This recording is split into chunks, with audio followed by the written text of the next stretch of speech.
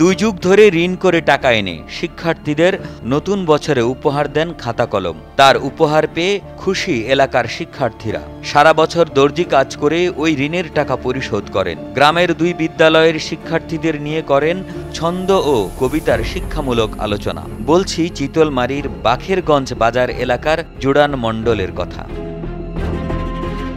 ব্যতিক্রম শিক্ষানুরাগী জোড়ান মণ্ডল, এমন শিরোনামে তাকে নিয়ে 2018 সালের 12 ডিসেম্বর খবর প্রকাশ করেছিল কালের কণ্ঠ। এরপর 2025 সালের 22 জানুয়ারি জোড়ান মণ্ডলের সঙ্গে কথা হয় কালের কণ্ঠ প্রতিনিধির। এ সময় জানা যায়, ভালো নেই পরোপকারী জোড়ান মণ্ডল। আমি আমার প্রথম জীবনে একটা চেতনার মাঝে প্রস্ফুটিত হয় যে আমি মানুষে জন্মেছি এবং আমার আগামী প্রজন্মদের কিভাবে ভবিষ্যৎ উজ্জ্বলতম অবস্থানে উন্নীত করা যায়। যে চেতনায় আমি মনে মনে চিন্তা করলাম যে তাহলে আমাদের স্কুলের ছেলে মেয়েদের উৎসাহ দানের মাধ্যমে আমি তাদের আগামী ভবিষ্যৎ জীবন সুন্দর হোক। জরাজীর্ণ দোকান ঘরের মধ্যে জোড়ান মণ্ডল কখনো সেলাই করছেন, কখনো মেশিনের পাশে থাকা কাগজ কলম নিয়ে লেখার চেষ্টা করছেন। কাঁপা কাঁপা হাতে বইয়ের গাদা হতে নিজের লেখা বইগুলো নেড়েচেড়ে দেখছেন। এরই মাঝে যেন স্বপ্ন দেখছেন আজকের শিশুরা বড় হোক আগামীর জন্য।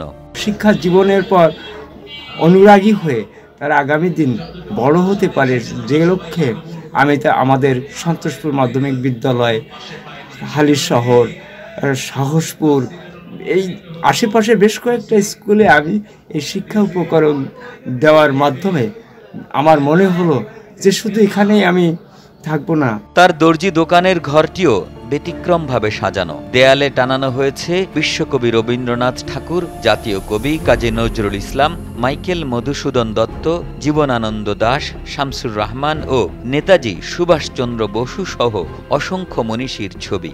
কাপড় আর সাহিত্যের বই দিয়ে সাজানো তার শেলফ।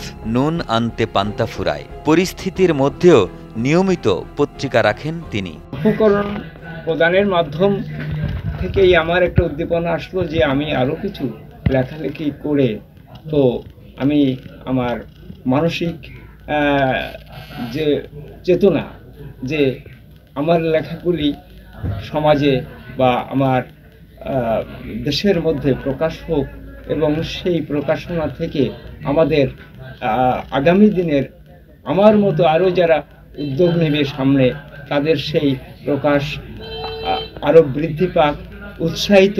সরকারের পক্ষ থেকে যদি এমন একটি উদ্যোগ নেওয়া হয় তাহলে আগামী দিন আমাদের এই মানব সমাজ এবং শিক্ষানুরাগী ব্যক্তিত্বরা আরও সজাগ হবে।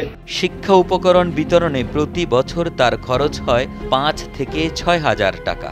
সুদে এই টাকা আনেন এবং সারা বছর দর্জি কাজ করে পরিশোধ করেন। 3 কাঠা জমিতে তার বসতবাড়ি ছাড়া আর কিছু নেই। সড়ক দুর্ঘটনায় স্ত্রী হারানো জোড়ান মণ্ডলের 3 মেয়ে ও 1 ছেলে।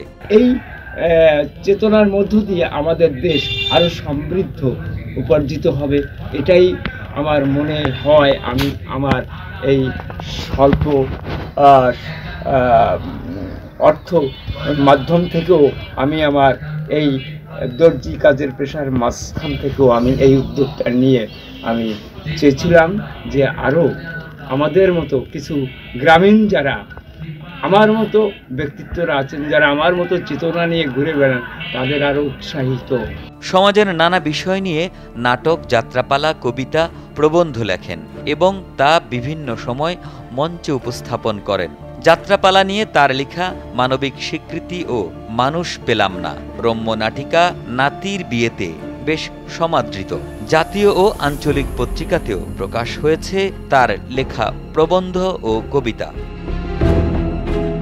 বাগেরহাট থেকে কপিল ঘোষের পাঠানো তথ্য ও ছবিতে ডেস্ক রিপোর্ট। একে আজাদ, কালের কণ্ঠ।